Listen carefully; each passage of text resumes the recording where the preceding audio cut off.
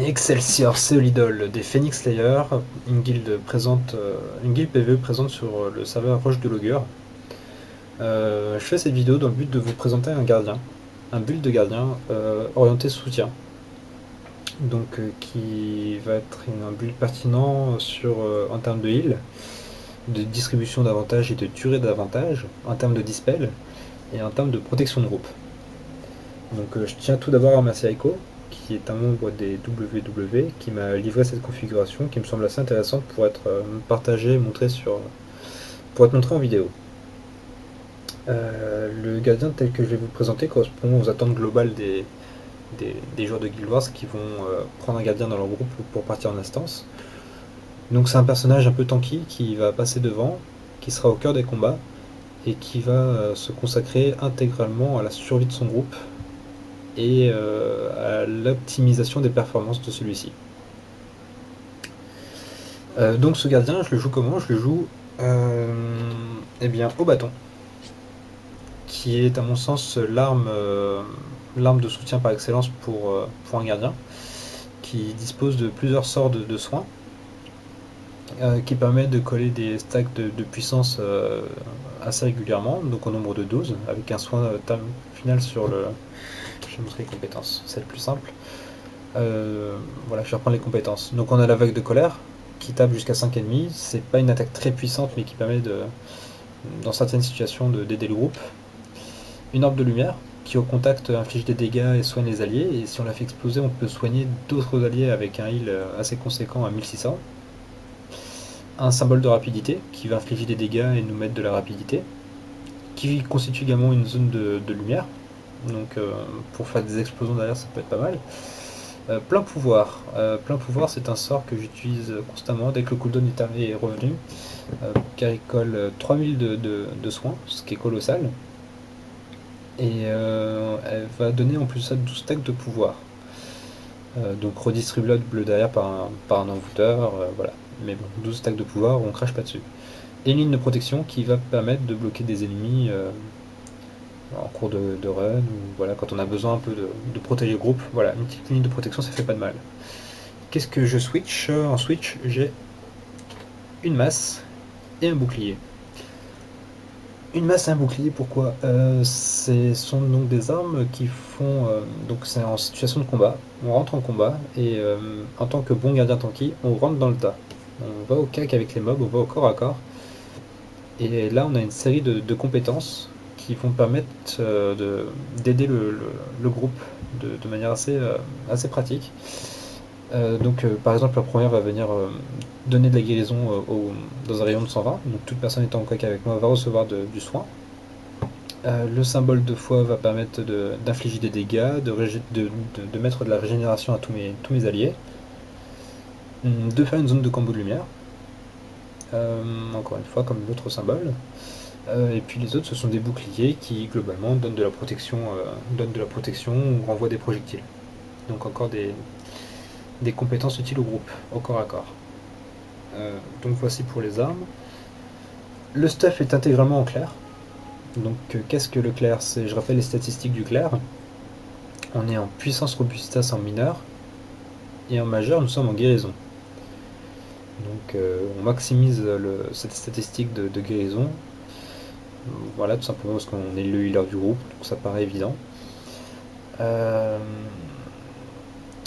Donc en clair, donc sur les armures, les armes et les bijoux. En termes de runes, j'ai des runes de moine supérieur au nombre de 2, des runes d'eau supérieures au nombre de 2, des runes de voyageurs supérieurs au nombre de 2, et pour finir j'ai un cachet de vie supérieure sur la masse, un cachet d'endurance supérieure sur le bouclier, et le même cachet sur le bâton, donc également un cachet d'endurance supérieure sur le bâton. Je vais expliquer l'utilité des runes et des cachets ultérieurement. Passons aux aptitudes. Voilà. Donc, on a le zèle 0, charisme 0, courage 20, honneur 30, vertu 20. Explication des aptitudes. Courage 20. Ces aptitudes-là, c'est principalement pour l'augmentation de la robustesse générale du groupe et également pour me rendre un peu plus tanky. Donc je pense au 4 et au 9. Donc le 4 va faire que quand je suis au corps à corps contre les mobs, donc je parlais tout à l'heure de la situation où j'étais à la masse, bouclier, que je collais beaucoup d'avantages au groupe, bah, quand je suis au corps à corps avec cette aptitude, tout mon groupe autour de moi, donc dans un rayon de 600, bénéficie de 150 de robustesse en plus. C'est pas négligeable. J'obtiens moi-même plus 90 de robustesse quand j'ai le bouclier en main. Et bon, le principal avantage de cette compétence, c'est d'obtenir les cooldowns en moins sur les attaques du bouclier. Voilà, et puis le petit trait mineur 5 là, qui est intéressant, qui donne égide quand on a moins de 50% de santé. Donc ça fait un peu plus de robustesse, c'est pratique. C'est pas l'aptitude majeure, mais elle est utile au groupe. L'aptitude majeure, c'est l'honneur. Explication. Mais youpi tralala, quoi. On regarde les majeurs, donc je possède le 2, le 9 et le 11. Le 2 et le 11 ont en commun d'améliorer les cris. Donc les cris, je les utilise ici, je vais mettre le dernier que j'ai pas installé. Donc le défense obstinée par exemple, voilà. Donc je réduis leur temps de cooldown. Et à chaque fois que j'en mets un, je convertis une altération en avantage. En plus de leur compétence. Donc je peux mettre de la protection de la régénération et retirer une altération et la convertir en avantage. La même chose pour sauver votre peau avec, avec tous ces bonus. Et la même chose avec la représailles et stabilité du tenez bon. Donc voilà, on optimise les cris. On optimise le bâton, donc avec ce 9 qui va permettre de réduire le temps de cooldown du bâton. Et là, on va s'intéresser aux mineurs, qui sont très intéressants. On va les regarder rapidement. Donc vous obtenez vigueur quand vous infligez un coup critique. À la fin de votre roulade d'esquive, vous soignez les alliés à proximité. Donc il y a 5 personnes, c'est dans un rayon de 240. Et vous infligez plus de dégâts quand votre endurance n'est pas à son niveau maximal. On gagne 10% de dégâts en plus.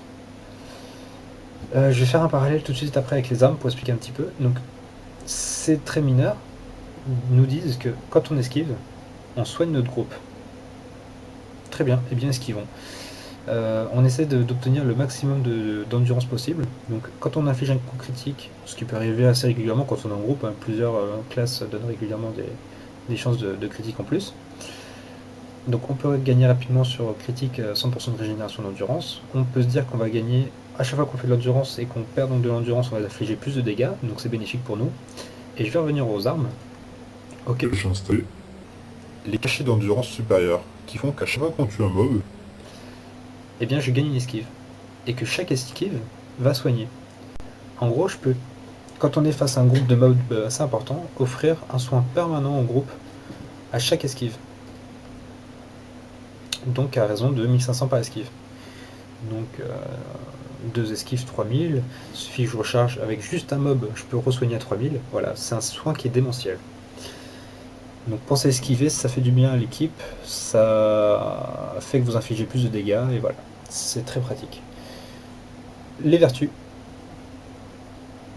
Comme son nom l'indique, pour cette aptitude-là, on va venir optimiser les vertus, hein, tout simplement. Donc le F1, F2, F3. On va faire que quand on colle une vertu avec le mineur, en tout cas, on colle des aptitudes en plus, enfin des avantages, pardon.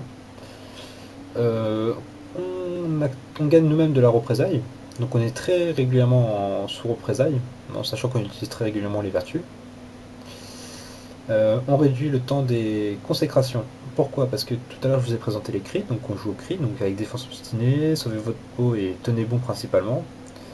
Mais dans certaines situations, il n'est pas désagréable de pouvoir switcher avec des compétences de consécration. Je pense au mur de renvoi, je pense au sanctuaire, qui sont les deux principales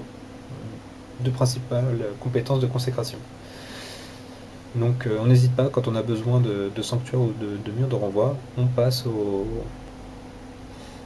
on les échange avec un décret. Donc à voir selon la situation lequel vous intéresse le moins. Et donc ça c'était pour le 6 de vertu. Avec le 9 de vertu, on augmente la compétence passive du F2. Donc on a plus de soins global de régénération. Et quand on active cette vertu, on supprime des altérations aux alliés à proximité. Donc on en retire 3. Donc c'est un dispel de groupe assez puissant. Voilà. Le gardien, on l'a vu, donc on joue au cri. On distribue pas mal d'avantages. Globalement, toutes les compétences collent des avantages avec les armes. De la régénération, de la protection. Qu'est-ce qu'on a d'autre? On a de la vitesse, on a de la puissance.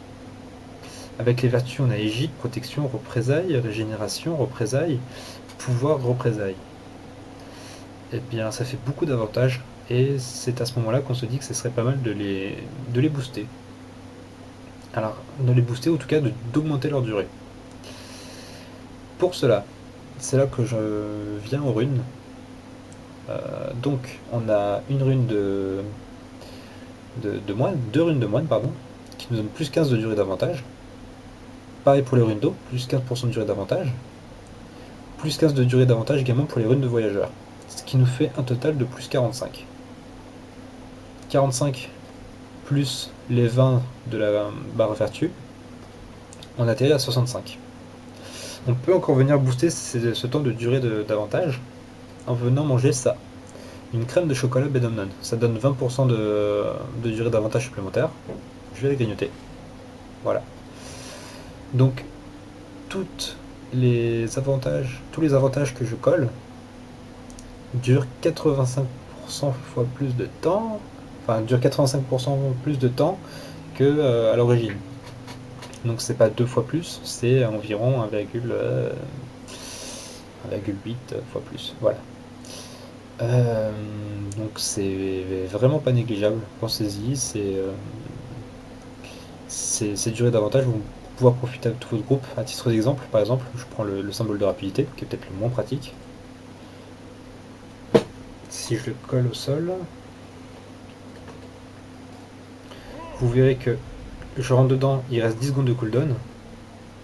Et là, il me reste 14 secondes. Donc en gros, mon cooldown du symbole de rapidité sera revenu, que j'aurais pas fini de bénéficier de mon avantage. Donc là, je peux recoller la zone.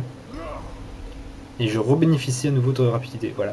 La durée d'avantage, ça sert à ça. Ça sert à ne pas avoir de temps de latence entre les sorts et de pouvoir bénéficier pleinement de tous les avantages en même temps.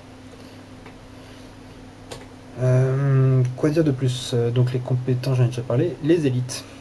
On va pas les oublier cette fois-ci. Donc alors les élites, on a 3 élites globalement sous le gardien qui sont utiles. Moi j'en utilise vraiment qu'un seul, c'est le grimoire de courage. Il permet, quand on sent que le soutien n'est plus assez puissant, parce qu'on est dans des situations trop critiques, à invoquer un grimoire qui va offrir un certain nombre de compétences. Je vais le faire pour celui-là, tant pis pour les autres.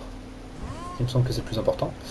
Voilà, donc on a un lot de 5 compétences qui viennent. Donc on a un soin qui est démentiel avec le 1, on peut spammer le 1 de cette manière-là.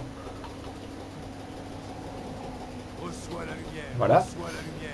Donc ce spam-là permet de donner 2000 soins à chaque tick, donc ce qui n'est pas du tout négligeable. Et les autres, c'est des sorts. Bon, là on a un sort de pacification. Le dernier, c'était un sort global qui permet de soigner tous ses alliés. C'est un temps de cast assez long, mais qui régénère à 100% la vie de tous les membres. Voilà. Comme autre élite, qu'est-ce qu'on a? Donc ça, c'est grimoire de courage que je recommande en utilisation. Il y a le focus ravivé, qui est la deuxième compétence la plus utilisée en élite, qui permet donc de nous rendre invulnérables et qui recharge les vertus. Donc le F1, le F2, le F3. Ça peut être pratique. Moi personnellement, je préfère le grimoire de courage. Le dernier, c'est le grimoire de la fureur. Je l'utilise pas. Donc voilà, bah écoutez, on a parlé donc des armures, des runes, des cachets. Des cachets, j'ai juste pas dit une chose, c'est pour le cachet de vie supérieure. Bon, c'est évident, on a 25 stacks à chaque ennemi tué.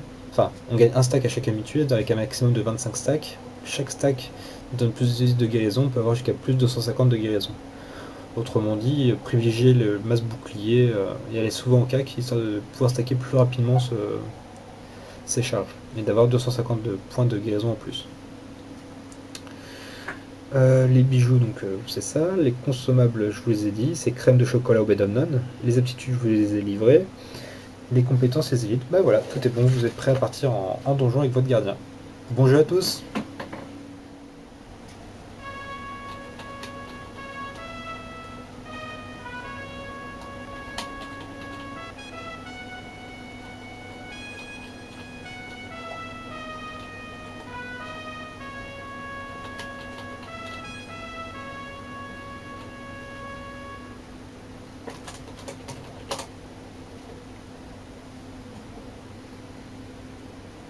J'ai la queue en feu.